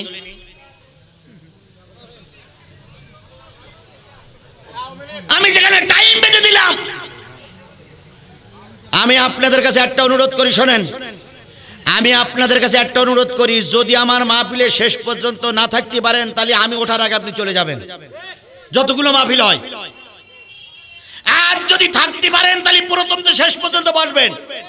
আনাতে মাহফিলে অর্ধেক চলে দিয়ে বাইরে দিয়ে আমার বিরুদ্ধে আলোচনা করবেন, বুঝলেন না, শুনলেন না, আনতেউড়ি আলোচনা করবেন, আপনার মতন শ্রোতা আমার দরকার নাই। এই জন্য আগামী মাহফিলে আপনি ডিসিশন নেবেন 12টা পর্যন্ত আমার নির্ধারিত সময়। কর্তৃপক্ষর বলি আমার 10টায় উঠাইতেই হবে, উঠাইতেই হবে, উঠাইতেই হবে। আপনার কোন নেতা বক্তৃতা করলো, কোন নেতা আসমানতে নাজিল হলো, কোন নেতা বিমানে আসলো, ওটা আমার দেখার বিষয় নয়। আমাকে দাওয়াত করলে 10টায় স্টেজে দেওয়া লাগবে, না পারলে আমার মতন বক্তা দাওয়াত করেন না। এখন 3 টাকায় 17টা বক্তা পাওয়া যায়, সেই বক্তা দেখতে পারেন না চোখে। আমাকে মঞ্চে দিতে হবে 10টায়, পারলে আপনি আমাকে দাওয়াত করবেন, না পারলে অন্য বক্তা খোঁজেন। যে বক্তা রাত 2টোর থেকে 4:30টার মধ্যে ওয়াজ করতে পারে সেই বক্তা খোঁজেন। ভাই গতকালকে রাজশাহীতে প্রোগ্রাম করেছি, দিনে প্রোগ্রাম করছি, রাতে প্রোগ্রাম করছি, এইভাবে যদি চলতে থাকে আর আপনারা যদি রাত বাজেই তোলেন তাহলে আমি তো একটা মানুষ। আল্লাহ আমাদের বোঝার তৌফিক দিক, বোঝার তৌফিক দিক, বোঝার তৌফিক দিক।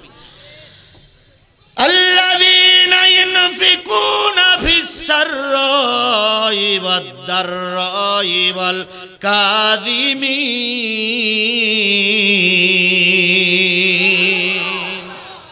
ওই জান্নাতে যারা যাবে তারা মুত্তাকি। তারা কি? এই মুত্তাকিদের অনেক। একবার তিনি উপহাস করে বলেছিলেন, খালেদা জিয়া ডাক্তার ইউনূসকে কোন জায়গায় নিয়ে টুস করে ফেলাই দিতে হবে। এই কথা বলেন, এই কথাগুলো বিএনপির লোক তাড়াতাড়ি ভুলে যায় কি করে? আলতে ফালতে কোনো কথা হবে না, এই কথাগুলো আমাদের মনে রাখা দরকার। কথা বলেন ঠিক না বেঠিক? একবার আপনাদের নেত্রীকে টুস করে ফেলাই দিতে চেয়েছিল, আবার যদি ওদের ডেকে আনা হয় আপনাদের সমূলে মূলোৎপাটন করে ছাড়বে। সেই সময় যদি বিএনপির নেতৃবৃন্দ যদি রাগ করে মাঠে নেমে 2-4 জন পুলিশ পেত অথবা 2টো সেটে থানা উড়াই দিত, এক সময় বিএনপি ব্যান্ড হয়ে যেত। সেই সময় তারা ধৈর্য ধারণ করেছিল। এখন বিএনপি নেত্রী দেশের কোনো বিমানে চড়ে না, বিদেশি বিমানে চিকিৎসা নেয়। তুই ইজ্জুমান তাশা ওয়া তুযিল্লু মান তাশা বিয়াদিকাল খায়র ইন্নাকা আলা কুল্লি শাইইন কাদির। ইজ্জত দেওয়ার মালিক আল্লাহ, বেইজ্জত করার মালিক আল্লাহ। আমরা পালাই না, পালাবো না। এই কথা বলেন না কেন? এখন কারা পালাইছে? কারা পালাইছে? কারা পালাইছে? পালাইছে রে পালাইছে, শেখ হাসিনা পালাইছে। এই কথা বলেন ঠিক না বে ঠিক? এখন পালাইছে, খালেদা জিয়া পালাই নাই, বিএনপির লোকজন পালাই নাই। আমরা দেশে ছিলাম, আমরা এই দেশে আছি। আব্দুল কাদের মোল্লারে ফাঁসি দিল, উনি কিন্তু এই কাদের মোল্লা নয়, ফাঁসি দিয়েছে কসাই কাদের মোল্লার। কিন্তু আসলে কসাই কাদের মোল্লার জায়গায় কাদের মোল্লারে বানানো হলো। কথা বলেন ঠিক না বে ঠিক? দেলোয়ার হোসেন সাঈদীর মামলার রায় দেয় নাই, দিয়েছিল দিলু শেখদারের মামলার রায়। এই কথা বলেন। অথচ দেলোয়ার হোসেন সাঈদীরে কি করলো? মেরে ফেলে দিল। জামাতকে উস্কাই দিত, হুজুরদের দলে কোনো লোক নাই, হুজুরদের দলে কোনো লোক নাই। সেদিনকে যদি ওদের টোপে পড়ে আমরা ময়দানে নেমে ওদের 2-4 জন মেরে দিতাম, তাহলে অনেক আগেই আমাদের ব্যান্ড করে দিত, আমরা আর এখন রাজনীতি করতে পারতাম না। কিন্তু আল্লাহ রাব্বুল আলামিন এমন সময় ওনারা আমাদের ব্যান্ড করলেন, যেই সময় ওনারাই ব্যান্ড হয়ে দেশ ছেড়ে পালিয়ে গেল। সুতরাং আল্লাহ রাব্বুল আলামিন বলতেছে, ধৈর্য ধারণ করলে আল্লাহ সফলতা দান করে। কথা বলেন, আরো জোরে বলেন। আগামী দিনে আমার বিশ্বাস, জামাত ক্ষমতায় আসুক আর বিএনপি ক্ষমতায় আসুক, বিএনপি জাতীয় সংসদে সরকার গঠন করুক আর জামাত সরকার গঠন করুক, কে গঠন করবে আমি জানি না। এখানে আমি ভোট দিতেও আসিনি, এখানে আমি ভোটও চাইব না। তবে যিনি সরকার গঠন করুক, সবচেয়ে বেশি সম্মানিত অবস্থায় থাকবে 3 বারের প্রধানমন্ত্রী আমাদের সকলের মা বেগম খালেদা জিয়া। তার সম্মান কেউ নষ্ট করতে পারবে না। কথা বলেন, কথা বলে। কারণ তিনি 3 বারের প্রধানমন্ত্রী। আমরা তার কথা যদি ভুলে যেতাম, তাহলে এখন আপনারা দোয়া না করলে আমরা দোয়া করতেছি, শিবির দোয়া করতেছে, জামাত দোয়া করতেছে, হুজুররা দোয়া করতেছে। কারণ আল্লাহ তাকে সুস্থ করে নিয়ে আসুক, আল্লাহ তাকে সুস্থ করে নিয়ে আসুক, আল্লাহ তারে সুস্থ করে নিয়ে আসুক। আর আমরা দোয়া করি বগুড়ার পোলা তারেক জিয়া, আপনার মা অসুস্থ, আপনি আর লন্ডনে থেকে না, দয়া করে ফিরে আসেন। কারণ এখন মায়ের পাশে ছেলের থাকা দরকার না ভাই? এই কথা বলেন, থাকা দরকার না? আমি আশা করি খুব তাড়াতাড়ি আসবে। এখন মার অচেতন অবস্থায় এইবার যদি চলে যায় মা, তাহলে আপনি এসে কার মুখটা দেখবেন? এই জন্য দয়া করে ভাই, আপনার যদি কোনো ক্ষতি হয়, আমি আজিজুল ইসলাম আপনার পাশে আছি, তা দয়া করে বিদেশে আর থাকেন না, দয়া করে আসেন, আসেন, আসেন ভাই। আরো তাদের বগুড়ার পোলা না, এই বগুড়ার মানুষের অধিকার আছে না? কালকে না পরশুদিন, কালকে রাজশাহী যাচ্ছিলাম, এই পয়সা দিয়ে রাজশাহী থেকে আসছি, আসার পরে দেখি বিমানবন্দরের দিকে তাকালাম, আমার ড্রাইভার বলতেছে হুজুর তারেক জিয়া এখানে এসে নামবে, এখান থেকে এসে জনসভা করবে বগুড়ায়। আমি বললাম সুবহানাল্লাহ, দোয়া করছেন তারেক জিয়া আসে। সুতরাং ভুল বুঝেন না ভাই, আমরা আপনাদের শত্রু না, আমাদেরকে আপনারা শত্রু মনে করেন না। আমি আগের দিন একটা উদাহরণ দিলাম, আজকেও সেটা বলতেছি। একই ইউনিয়নের জামাতের লোক তারে বলা হয় আমির, আর একই ইউনিয়নের যিনি বিএনপি হয় তারে বলা হয় বিএনপির সভাপতি। একই ইউনিয়নের, এটা কোন ইউনিয়ন? কিছকে ইউনিয়নের যিনি জামাতের আমির, জামাতের নেতৃত্ব দেয় তাকে বলে আমির, আর বিএনপি যিনি নেতৃত্ব তারে বলে কি? সভাপতি। এখন একই ইউনিয়নের সভাপতি আর একই ইউনিয়নের আমির মামলা খেয়েছিল না খাইনি? আমার বাড়ির মসজিদে আজান হচ্ছে, আমার বাড়ির মসজিদ করতেছি, মুয়াজ্জিন বলতে আশহাদু আন্না মুহাম্মাদার রাসূলুল্লাহ, পিছন দিক থেকে একটা ছেলে যেই বলছে চাচা পুলিশ ঢুকেছে, আজান ছেড়ে দে পুলি দৌড়।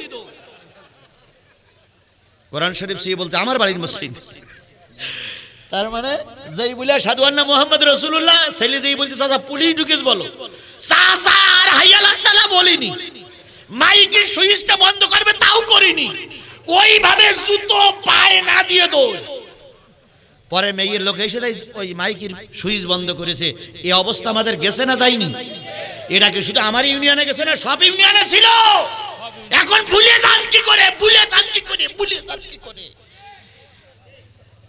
তো যাই হোক, ইউনিয়নের আমির আর ইউনিয়নের সভাপতি একই ইউনিয়নে, এখন একই মামলার আসামি দুইজন। এখন পুলিশ ঢুকবে মর্মে উপজেলা আমির সংবাদ পাইছে সন্ধ্যেবেলা, কারণ দেখবেন জামাত শিবিরওয়ালারা সব সময় এক ধাপ এগিয়ে থাকে। ওরা যে কিভাবে সংবাদ পায় আল্লাহই ভালো জানে, ওদের মনে হয় জিবরাইলি ফেরেশতার সাথে কালেকশন আছে ওদের, ওরা নড়িয়ে চড়িয়ে আগে সংবাদ পেয়ে যায়। এখন যাই হোক, জামাতের উপজেলা আমির ইউনিয়ন আমির বলতেছে ভাই আজকে পুলিশ ঢুকবে, মাগরিবের নামাজ পড়ে সাইডে খেয়ে মাঠের মধ্যে টং বাসা আছে, ওখানে যেই থাকবেন, কেউ যেন না জানে, যাবেন অন্ধকারে লাইট মারতে মারতে যাবেন না। জামাতের আমির মাগরিবের নামাজ পড়ে কিছু খেয়ে দিয়ে ওই টং বাসায় দিয়ে মশারি টানাই আরামে ঘুমাস। ইউনিয়নের আমির, ইউনিয়নের সভাপতি, উনি আর ওই সংবাদ পাননি, শুয়ে আছে বউ ছেলে বিলে নিয়ে। এখন রাত 12টার সময় চৌকিদার সংবাদ দিয়েছে স্যার পুলিশের গাড়ি ঢুকলো। আর যাবা কোনে রে ভাই, ওইভাবে লাভ, জুতো পাই দেওয়ার সময় পাইনি, গেঞ্জি গায়ে দেওয়ার সময় পাইনি, লুঙ্গিটা কোনো রকম ধরে ওইভাবে দৌড়াতি দৌড়াতি ওই ঘেরের টং বাসার সামনে যেয়ে জামাতের আমির মনে করতেছে পুলিশ জামিয়া এই বাসায় আসি, পুলিশ ঠিক পাইছে, আনা এখানে এসে হা করতেছে কিনা। জামাতের আমির এবার সড়গোটো হইয়ে একেবারে সাইড হাত পায়ে এক জায়গায় করিয়ে বাসার এক কোনায় দিয়ে লা ইলাহা ইল্লা আনতা সুবহানাকা ইন্নী কুনতু মিনাজ জালিমিন, আল্লাহ আসলাম টং বাসায় পুলিশ সংবাদ পেল কি করে। কিছুক্ষণ পরে বিএনপি সভাপতির দমের এই কষ্টটা নিবারণ হয়ে গেছে, হয়ে যে একটু দমটম নিয়ে আস্তে আস্তে করে বাসার কিনারায় গেছে।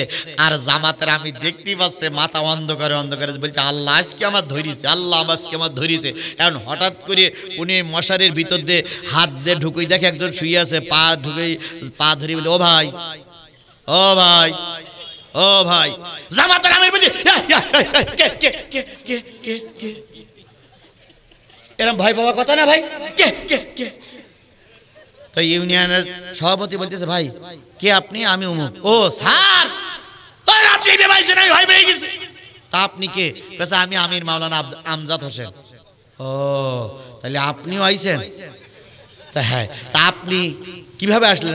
সন্ধ্যার পরে আমার আমির সাহেব বলিল আজকে পুলিশ ঢুকতে পারে, তা আপনি দেরি করলেন কেন? হুজুর আমার সভাপতি বলতেছে রাত 12টার সময়, এই জন্য দয়া করে এখন আসি, এখন মশারির ভিতরে একটু জায়গা হবে। ইউনিয়ন আমির সাহেব বলছে তুমিও যে মামলার আসামি ভাই, আমিও সেই মামলার আসামি, আসো দুইজন ঢুকি। দুইজন এক বালিশি, এক মশারির ভিতরে, এক বেডশিটের ভিতরে, এক পাটিতে দুইজন সারা রাত ঘুমিয়েছে, একজনের ঘাড়ের পরে এক হাত আর একজনের ঘাড়ের পরে এক হাত। সেদিন ওই হুজুরির গাত থেকে রাজাকারের গন্ধ মোটেও পাওয়া যায়নি। এই কথা বলেন না কেন, কথা বলেন না কেন? সেদিন ওই হুজুরির গাত থেকে রাজাকারের গন্ধ মোটো। আজকে কেনা ক্ষমতায় যাবে, এ ওর বলে রাজাকার, ওর বলে স্বৈরাচার। এইভাবে যদি আমরা একে অপরের বিরুদ্ধে বলতে থাকি, শেখ হাসিনা আবার আসবে, শেখ হাসিনা আবার আসবে। একে অপরের ভিতরে বলাবলি করবেন, শেখ হাসিনা আসবে। এর জন্য আপনারা দুই দল দায়ী, দুই দল দায়ী, দুই দল দায়ী। আমরা শেখ হাসিনা চেহারা দেখতে চাই না। এই শেখ হাসিনা চেহারা দেখতে চান? কেটা কেটে হাত তোলেন তো। তাহলে শেখ হাসিনা আমাদের দেশে আর ফিরে আসুক, এটা আমরা চাই? জোরে বলেন চাই। তাহলে এখন দুই দলকে শপথ নিয়ে শপথ বাক্য পাঠ করে ময়দানে থাকতে হবে। কোনো অবস্থায় স্বৈরাচারী, এই লুটেরা, এই টাকা লুটকারী, এই ধর্ষণকারী, এই ভোট ডাকাতিদের আর আমরা এই সমাজে মাথা উঁচু করতে দেব। তাহলে ধৈর্যশীলদের সঙ্গে আল্লাহ আছে, সুবহানাল্লাহ বলেন। এবার বলেন তো, নবীর চাইতে বড় ধৈর্যশীল আর কেউ ছিল? আরো জোরে বলেন ছিল। নবীদের সঙ্গে আমাদের কোনো তুলনা হবে? নবী নবী 1 লক্ষ সাহাবী যদি একদিক দাঁড়ায়, আর একজন ছোট নবী যদি একদিক দাঁড়ায়, ছোট নবীরা কোনো নবী ছোট নয়, একজন আপনা থেকে অপরিচিত নবীও যদি একদিক দাঁড়ায়, 1 লক্ষ সাহাবীর চাইতে নবীর মর্যাদা। আরো জোরে, 1 কোটি পীর সাহেব যদি একদিকে দাঁড়ায়, আর একজন আপনা থেকে আপনা নবী যদি আর একদিকে দাঁড়ায়, 1 কোটি পীর সাহেবের চাইতে নবীর মর্যাদা বেশি। নবী তৈরি করে কে? নবী সংরক্ষণ করে কে? নবী হেফাজত করে কে? নবী নবী নবীর বিকল্প আর কেউ হতে? সুতরাং নবীর সঙ্গে আমাদের তুলনা নেই। আমরা আসি সাহাবীদের বেলায়। হযরত আবু বকর ছিলেন রাসূলের সাহাবী, ওমর ছিলেন রাসূলের সাহাবী। এই দুই সাহাবীদের ভিতরে একজনের একটু কথা বলে বিদায় নেই। হযরত ওমর মদিনার খলিফা, হযরত ওমর মদিনার খলিফা। তার আগে ছিলেন আবু বকর মদিনার খলিফা। আবু বকর 2 বছর 3 মাস 17 দিন 6 ঘন্টা। ভাই উঠলি বলে মোনাজাত করে দেব। 12টা পার হয়েছে, ওটা আমি দেখতেছি। আমরা মোনাজাত করব ইনশাআল্লাহ। আর 5টা মিনিট সময় দেবেন? তাহলে 5 মিনিট পেশাব বন্ধ করে রাখা যাবে না? এত ডায়াবেটিস কোন যাতে পাইলেন আপনি? 5টা মিনিট একটু বসেন, আমি কথা শেষ করি। বন্ধুগণ, হযরত ওমর ফারুক রাদিয়াল্লাহু তাআলা মদিনার খলিফা সকালবেলা চলে গেলেন আবু বকরের বাড়ি। যে বলতেছে উম্মে রুম্মান, ও উম্মে রুম্মান, ও উম্মে রুম্মান। আবু বকরের জন্য মদিনার মসজিদে মানুষগুলো কাঁদতেছে। আবু বকরের জন্য মদিনার মানুষগুলো কাঁদতেছে, চোখের পানি ফেলায় কাঁদতেছে। বলো তো আবু বকর এমন কি ভালো কাজ করতেন? ভাই 5টা মিনিট আমার সময় দেবেন না দেবেন না? 2-1 জন ওঠে কেন?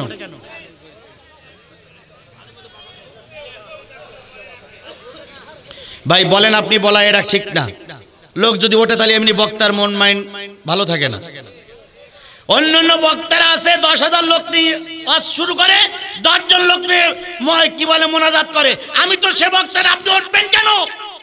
আমি তো কোরআনের কথাই বলতেছি। আমি চেয়ে নিলাম 5টা মিনিট, আপনি দেবেন না? কি লোক আপনি? বসেন, আমার কথাটা শেষ করতে দেন। আমার কথা শেষ হয়ে গেছে, আমি কথাটা ফিনিশিং টানবো। হযরত ওমর রাদিয়াল্লাহু তাআলা আনহু ক্ষমতার মস্তদে বসলেন। প্রথম চলে গেলেন আবু বকরের বাড়ি। এটাই হলো ক্ষমতাসীনদের দায়িত্ব। যে ব্যক্তি হেরে জিতে যায়, সেই ব্যক্তির উচিত হলো হারা লোকের বাড়ি যাওয়া। তাই যায় না? আমাদের দেশেও তাই যায় না? যদি আমার শাহাদাতুজ্জামান ভাই জিতে যায়, তাহলে শাহ আলম ভাইয়ের বাড়ি যাবে শাহাদাতুজ্জামান ভাই। আর যদি শাহ আলম ভাই জিতে যায়, শাহাদাতুজ্জামান ভাই তার লোকজন নিয়ে, সবাই নিয়ে তাকে সান্ত্বনা দিতে যাবে। কারণ হলো 2 জন প্রতিদ্বন্দ্বিতা করলাম, তুমি জিতে গেছো, দেশ চালাও, আল্লাহ তোমার উপর রহমত করুক। এর নাম ভালোবাসা, এর নাম মহব্বত, এর নাম আন্তরিকতা। কথা বলেন, কথা বলেন, কথা বলেন। খালেদা জিয়া অসুস্থ, জামাত ইসলাম দোয়া করবে, এটাই তো নিয়ম। জামাত ইসলাম অসুস্থ, খালেদা জিয়ার লোকজন দোয়া করবে, এটাই তো নিয়ম। এই নিয়ম আমরা পালন করি, কিয়ামত পর্যন্ত যেন পালন করতে পারি। আল্লাহ তৌফিক দিক, তৌফিক দিক, তৌফিক দিক। আবু বকরের বাড়িতে চলে গেলেন। যে দেখে উম্মে রুম্মান কোরআন শরীফ পড়তেছে। উম্মে রুম্মানের কাছে সালাম দিয়ে বলেন, উম্মে রুম্মান, বলো তো আবু বকর এমন কি ভালো ভালো কাজ করতেন যে কাজের কারণে গোটা দেশের মানুষ তার জন্য কাঁদতেছে। উম্মে রুম্মান বলেন, ওমর রে, সব কথা আমি বলতে পারবো না, তবে একটা কথা আমার মনে আছে। তিনি রাষ্ট্রের কাজ শেষ করে বাড়ি আসতেন, বাড়ি আসার পর তিনি নিজে হাতে 3 খানা রুটি বানাতেন, রুটি আর পানিগুলো নিয়ে এই জঙ্গলের ভিতর চলে যেতেন। যার কারে খাওয়াতেন আমি কোনোদিন শুনি নাই, জানি নাই। তুমি যদি মানুষের কাছে প্রিয় হতে চাও, তুমিও রুটি আর পানি নিয়ে যাও। হযরত ওমর রুটি আর পানি নিয়ে জঙ্গলের ভিতরে গেলেন। জঙ্গলের মাথার থেকে মাথা পর্যন্ত যে কোনো লোকের সন্ধান পাইলেন। রুটি 3 খানা কারে খাওয়াতেন, পানি কারে খাওয়াতেন, তিনি খোঁজ পাইলেন না। অবশেষে যখন ফিরে আসে, তখন তিনি দেখতে পেলেন বিরাট একটা পাহাড়, পাহাড়ের একটা সুড়ঙ্গ গর্ত, সেই গর্তের ভিতরে একটা বুড়ি মানুষ পড়ে আছে। কি মানুষ? আরো জোরে বলেন, কি মানুষ? বুড়ি মানুষ পড়ে আছে। মানুষটা এখনো মারা যায় নাই, এখনো নড়াচড়া করতেছে, কিন্তু পুজ রক্ত গর্তটা ভরা। হযরত ওমর চিন্তা করলেন, এই বুড়িটারে প্রতিদিন আবু বকর রুটি 3 খানার পানি খাওয়াই যেতেন। গর্তের ভিতরে ঢুকলেন, গর্তের ভিতরে ঢুকে বুড়ির মাথার কাছে বসলেন। দুর্গন্ধ সহ্য করতে না পেরে নাক বানলেন, কান বানলেন, তারপরে কি বলে মুখ বানলেন। রুটিগুলো নরম করে পানি করে যেই না বুড়ির গালের ভিতরে ঢুকাইছে, ওই বুড়ি হাতখানা ধরে বলতেছে, আবু বকর বুঝি দুনিয়ায় নাই, বুঝি নতুন প্রেসিডেন্ট ওমর দুনিয়ায় ক্ষমতা গ্রহণ করেছে। হযরত ওমর বললেন, বুড়িমা গলা খাকারি দেয় নাই, কোন সংবাদ পরিবেশন করিনি, বুঝলে কি করে? বুড়ি বলতেছে, ওমর রে, তোমার কাজই আমাকে বুঝাই দিয়েছে তুমি আবু বকর নয়। কি কাজ করতেন আবু বকর? বুড়ি বললেন, আমার ঘরের ভিতরে ওমর ঢুকতেন, আবু বকর ঢুকতেন, রুটিগুলো গালের ভিতরে নিতেন, গালের ভিতরে নিয়ে চিবাই নরম করে ওই জিহ্বাটা আমার গালের ভিতরে ঢুকাই দিত, আর আমি ঘাওয়ালা বুড়ি জিহ্বা টেনে টেনে খাইতাম। এক সময় আমার ঘুম পড়তাম, ঘুমের থেকে জেগে দেখতাম সবাই আছে, ওমর আবু বকর নাই। আজকে তুমি যখন আমার গালের ভিতরে জিহ্বা না ঢুকে রুটি নরম করে ঢুকাইছো, বুঝতে আর বাকি নাই আবু বকর দুনিয়া থেকে বিদায় হয়ে গেছে। ও ভাই, এইরকম একটা দায়িত্বশীল মানুষ যদি শিবগঞ্জের মানুষ পায়, এই শিবগঞ্জটা ধন্য হয়ে যাবে। এই জন্য এরকম একটা দায়িত্বশীল মানুষ আমরা দেখতে চাই, যারা ওমরের উত্তরসূরি, যারা আবু বকরের উত্তরসূরি, আলীর উত্তরসূরি। এরকম একটা লোক আমাদের সমাজে খেদমত করুক, এটা আমরা চাই না? চাই না? জোরে বলেন, চাই কি চাই না? বাংলাদেশের কয়েকজন মুরব্বী, চরমনার পীর সাহেব, হেফাজতের আমির মামুনুল হক, জামাত ইসলামের ডাক্তার মোহাম্মদ শফিকুর রহমান, তারা যেভাবে মানুষের দ্বার প্রান্তে দাঁড়িয়ে দাঁড়িয়ে খেদমত করছে, এদের নেতৃত্বে যদি একটা কোরআনের রাষ্ট্র কায়েম হয়ে যায়, আমার দেশটা কোরআন ওয়ালারা মানুষগুলো শান্তিতে থাকবে ইনশাআল্লাহ।